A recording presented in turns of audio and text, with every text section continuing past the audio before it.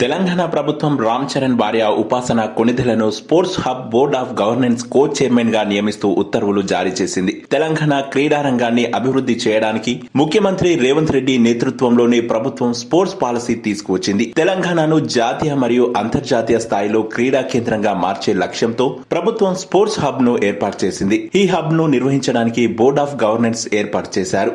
Chairman గా సంజీవ్ గోయంకాను, కో chairman గా ఉపాసన కొణిదెలను నియమించారు. అపోలో హాస్పిటల్స్ లో CSR vice chairperson, UR life managing director గా ఆరోగ్యం, ఫిట్నెస్, యువతకు సంబంధించిన కార్యక్రమాలలో ఉపాసన పేరు తెచ్చుకున్నారు. ఆమె నాయకత్వం క్రీడాకారుల సంక్షేమం, క్రీడా విద్యపై దృష్టి సారిస్తుందని ప్రభుత్వం భావించినట్లు తెలుస్తుంది. ఈ పాలసీ ద్వారా తెలంగాణ క్రీడా రంగాన్ని రాజకీయ ప్రభావం నుండి దూరంగా ఉంచి ప్రైవేట్ సంస్థలు, నిపుణులతో భాగస్వామ్యంతో అభివృద్ధి చేయాలని ప్రభుత్వం లక్ష్యంగా పెట్టుకున్నట్లు కనిపిస్తుంది.